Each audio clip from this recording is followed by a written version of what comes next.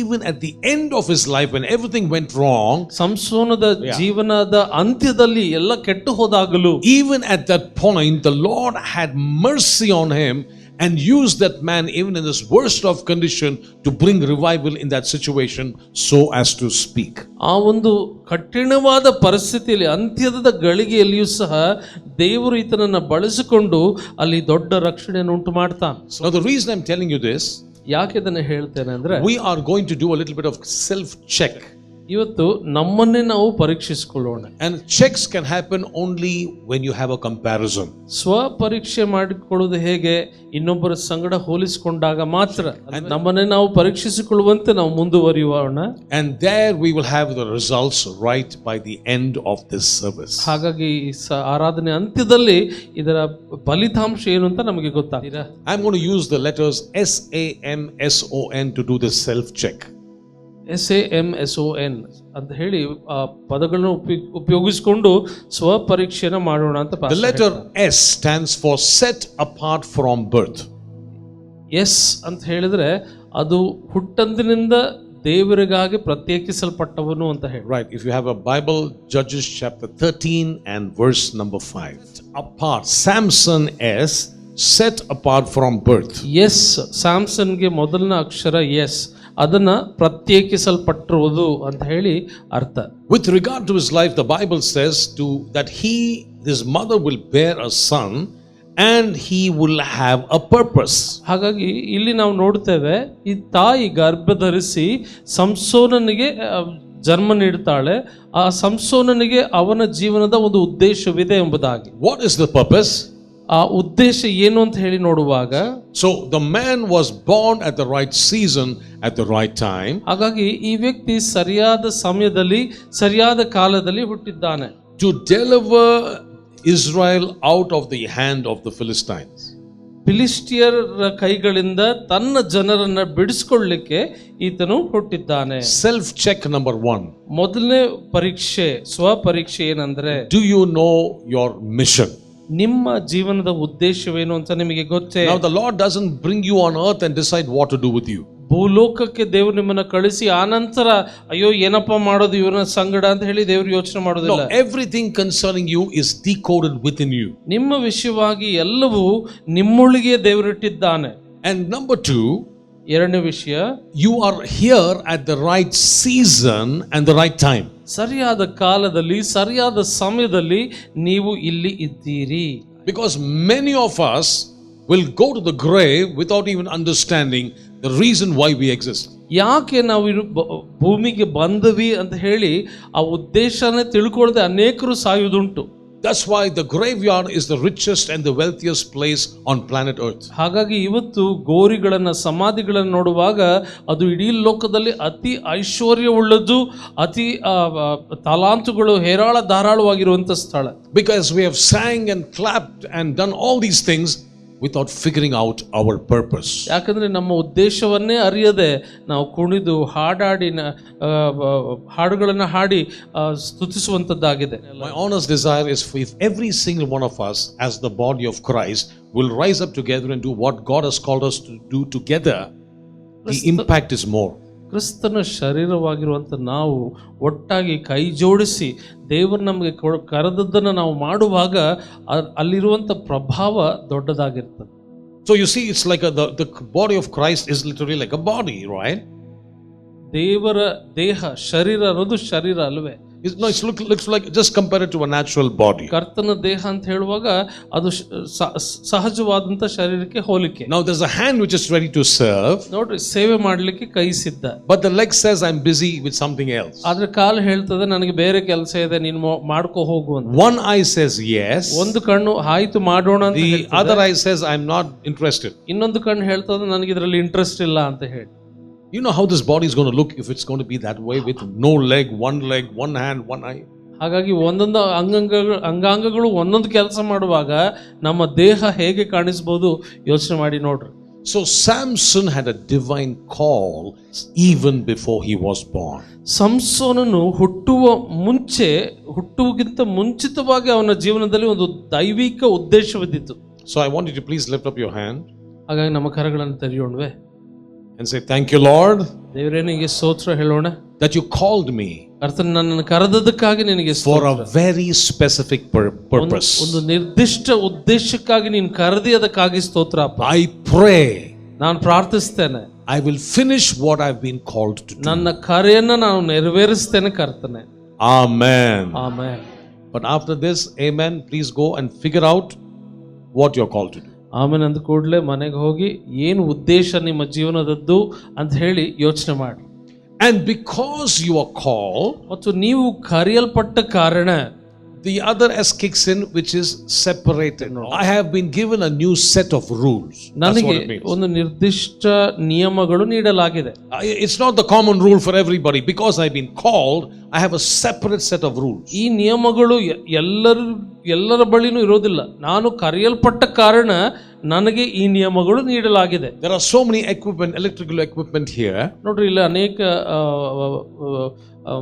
ಮಾಧ್ಯಮಗಳು ಅಥವಾ ಎಕ್ವಿಪ್ಮೆಂಟ್ಗಳಿವೆ. Cameras and speakers and air conditioning and all that. Camera ಇದೆ, speaker ಇದೆ, ಏರ್ ಕಂಡೀಷನ್ ಇದೆ, ಎಲ್ಲ ಇದೆ.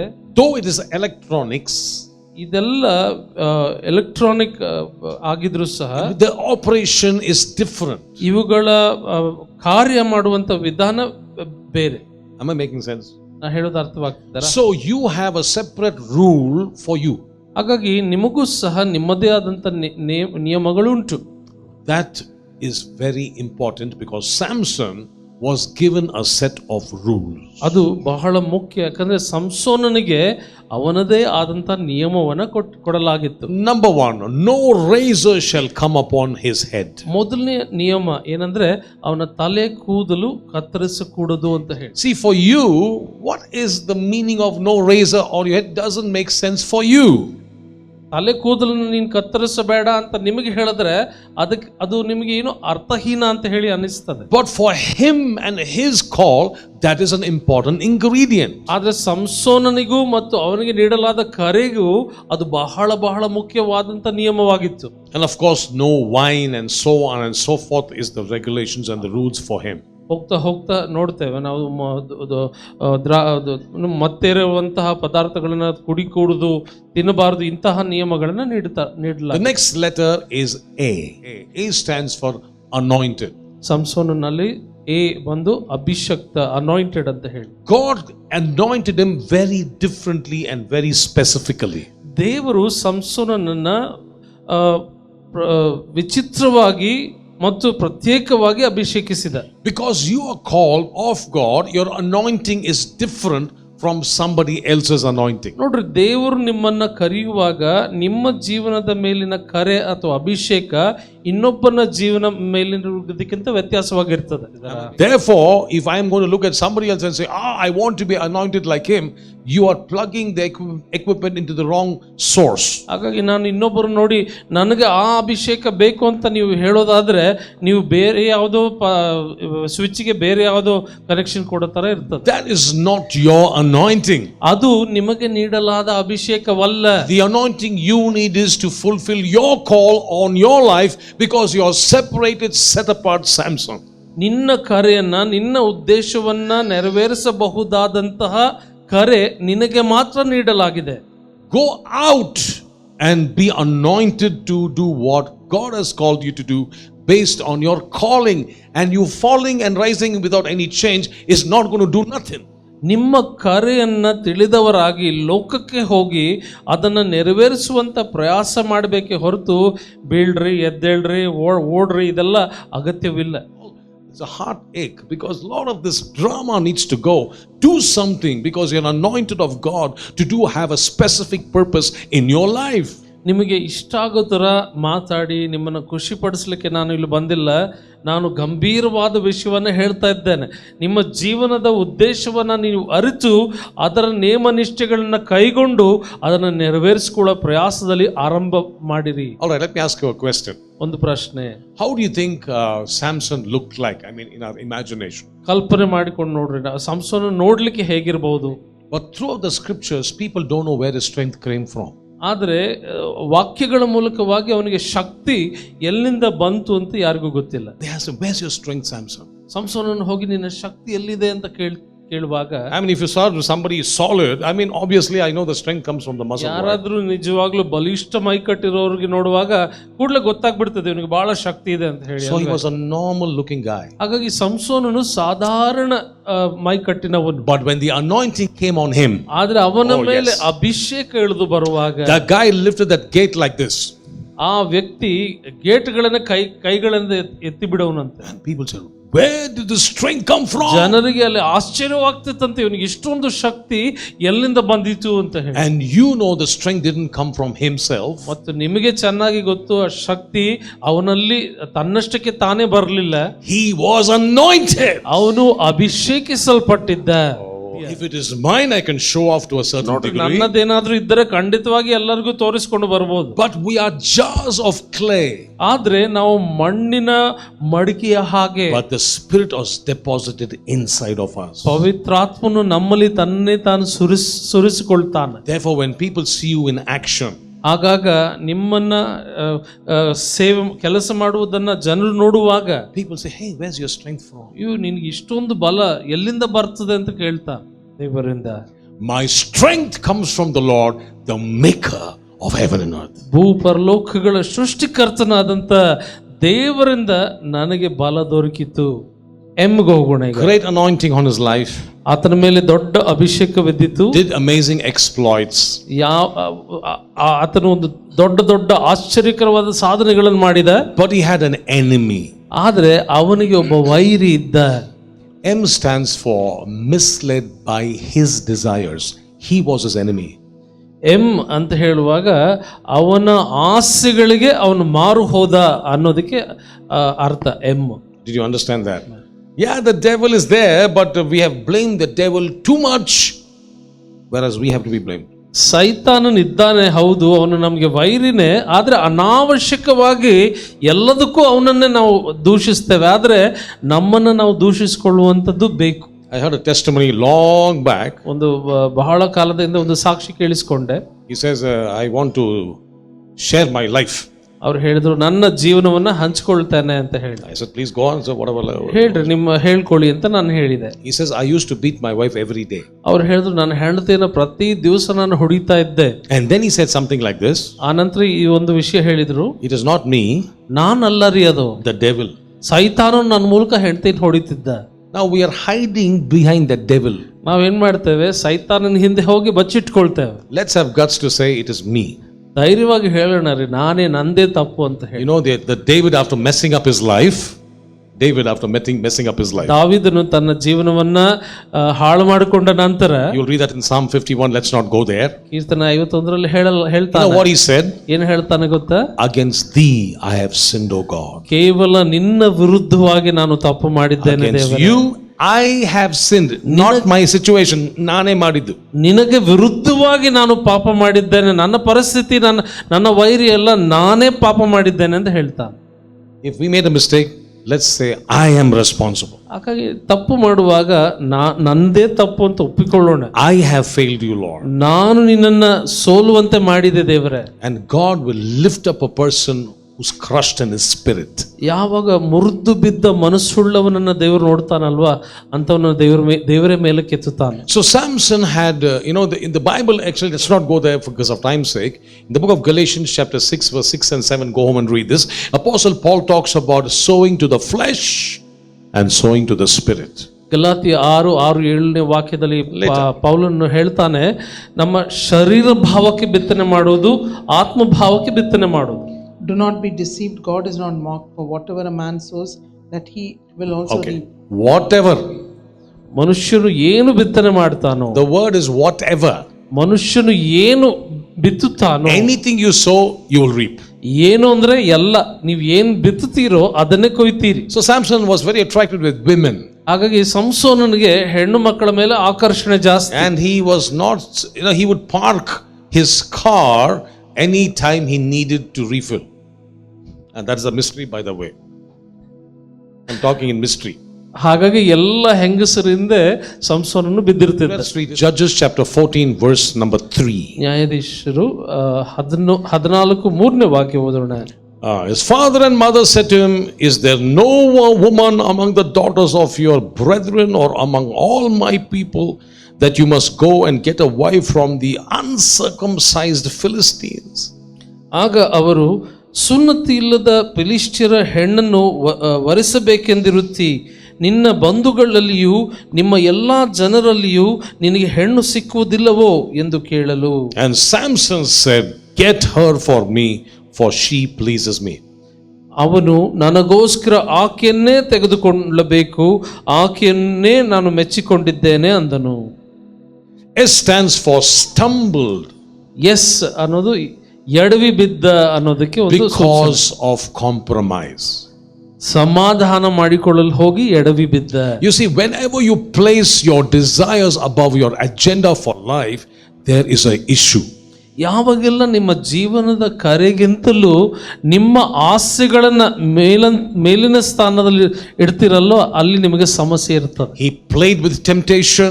ಈತನು ಶೋಧನೆಗಳೊಂದಿಗೆ ಆಟವಾಡಿದ. He joked with sin. ಆತನು ಪಾಪದೊಂದಿಗೆ ಹಾಸ್ಯ ಮಾಡಿದ. Went very close to the danger zone. ಮತ್ತು ಆಪತ್ತುಕಾರಿಯ ಪ್ರದೇಶಗಳೆಲ್ಲ ಸಮೀಪಿಸುತ್ತಿದ್ದ. And he compromised his calling for something natural. ಮತ್ತು ಸಹಜ ಸಾಮಾನ್ಯ ಕಾರ್ಯಕ್ಕಾಗಿ ತನ್ನ ಕಾರ್ಯನ ಬಿಟ್ಟುಕೊಟ್ಟ. We don't fall into sin. So we fell into sin. We don't fall into sin. ಪಾಪದಲ್ಲಿ ಬಿದ್ದೆ ಅಂತ ಹೇಳ್ತೇವಲ್ಲ, ಯಾರು ಪಾಪದಲ್ಲಿ ಹೋಗಿ ಬೀಳೋದಿಲ್ಲ. Nobody falls like that. ಸುಮ್ಮನೆ ಹೋಗಿ ಹಂಗೆ ಬೀಳೋದಿಲ್ಲ. We take one step at a time. ಒಂದೊಂದೇ ಹೆಜ್ಜೆ ನಾವು ಕ್ರಮೇಣವಾಗಿ ಇಡುವರಾಗಿರ್ತೇವೆ. Am I making sense? First time I put a cigarette and lit the cigarette in my mouth. ಯಾರು One of my friends gave me a cigarette. ಪಾಸ್ಟರ್ಗೆ ಯಾರೋ cigarette ಕೊಟ್ರಂತೆ, ಅವ್ರ ಬಾಯಿ ಹಾಕೊಂಡು ಹಾಗೆ ಅದನ್ನ ಅಂಟಿಸ್ಕೊಂಡ್ರಂತೆ. And my heart was almost coming out of my cavity saying, "Don't do it." ಹೃದಯ ಏನ್ ಮಾಡಿತಂದ್ರೆ ಅದು ಹೊರಗೆ ಬಂದು ಹೇಳ್ತಿತ್ತಂತೆ, ನೀನು ಸಿಗರೇಟ್ ಸೇದಬೇಡ ಅಂತ ಹೇಳಿ. So what did I do? ಆಗ ನಾನು ಏನ್ ಮಾಡಿದೆ ಅಂತ, I pulled out an invisible knife. ಅದೃಶ್ಯ ಕತ್ತಿಯನ್ನು ತಕ್ಕೊಂಡೆ. I killed my conscience. ಅದೃಶ್ಯ ಕತ್ತಿಯನ್ನು ತಕ್ಕೊಂಡು ನನ್ನ ಪ್ರಜ್ಞೆಯನ್ನು ನಾನೇ ಕೊಂದು ಹಾಕಿಬಿಟ್ಟೆ. So the second time I took a cigarette, ಎರಡನೇ ಬಾರಿ ನಾನು cigarette ತಕ್ಕೊಳ್ಳುವಾಗ it was not as loud as the first time it warned me. ಮೊದಲನೇ ಬಾರಿಗೆ ನನ್ನ ಹೃದಯ ಹೇಳ್ತಲ್ಲ, ಸೇದಬೇಡ ಅಂತ ಗಟ್ಟಿಯಾಗಿ ಹೇಳ್ತಲ್ಲ, ಅಷ್ಟೊಂದು ಗಟ್ಟಿಯಾಗಿ ಈ ಸರ್ತಿ ಹೇಳಿಲ್ಲ. And at one point my conscience was dead. The Apostle Paul says, seared conscience. ಒಂದು ಹಂತಕ್ಕೆ ಬರುವಾಗ ನಾನು ಸಿಗರೇಟ್ ಸೇದ್ರು ನನ್ನ ಹೃದಯ ಏನು ಹೇಳ್ತಿರ್ಲಿಲ್ಲ. ಹಾಗಾಗಿ ಆ ಹೃದಯ ನನ್ನ ಪ್ರಜ್ಞೆ ವಿಷಯವಾಗಿ ಮಾತನಾಡ್ತಿರ್ಲಿಲ್ಲ ಒಂದು ಅಕ್ಷರ. Because he stumbled, ಆತನು ಎಡವಿ ಬಿದ್ದ ಕಾರಣ he was overpowered. Very interesting, because now you see, right, Samson, he asks, "Hey, how can I bind you?" He says, "Get some cords, new fresh cords," and they tie him there. And the Philistines come, and he's just standing like that, and everybody whistles, claps, and all that, the drama. ಈ ನಾಟಕದಲ್ಲಿ ಕೇಳ್ತಾರೆ, ಸಂಸೋನನ್ನು ಹೇಗೆ ಕಟ್ಟಾಗೋದು, ಯಾವುದೋ ಹಗ್ಗ ತಂಡ್ರಿ ಅವ್ನ ಕೈಕಾಲುಗಳು ಕಟ್ಟ ಹಾಕ್ರಿ ಅಂತ. ಸಂಸೋನನ್ ಕೈಕಾಲೆಲ್ಲ ಹಗುರು ಬಿಟ್ಟುಕೊಂಡು ಕಾಯ್ತಾ ಇದ್ದ, ಯಾರಾದ್ರು ಬಂದು ಕಟ್ಟಾಕ್ತಾರೆ ಅಂತ ಹೇಳಿ. ಫಿಲಿಷ್ಟಿಯರೆಲ್ಲ ಬರ್ತಾರೆ, ಅವನು ಹಾಗೆ ಸುಲಭವಾಗಿ ಹಗ್ಗವನ್ನು ಬೆಚ್ಚಿಕೊಳ್ತಾನೆ. And at one particular point, he reveals his secret, because Delilah pressed him almost to death. ಹಾಗಾಗಿ ಒಂದು ನಿರ್ದಿಷ್ಟವಾದಂಥ ಸಮಯದಲ್ಲಿ ತನ್ನ ಶಕ್ತಿಯ ರಹಸ್ಯವನ್ನ ಹೇಳ್ಬಿಡ್ತಾನೆ. ಯಾಕಂದ್ರೆ ದಲೀಲೆಯಲ್ಲೂ ಏನ್ ಮಾಡ್ತಾಳೆ, ಬಲವಂತ ಪಡಿಸ್ತಾಳೆ ಅವನನ್ನ. Now he had to reveal his secret. ಈಗ ಸಂಸೋನನು ತನ್ನ ರಹಸ್ಯವನ್ನು ಹೇಳಲೇಬೇಕು.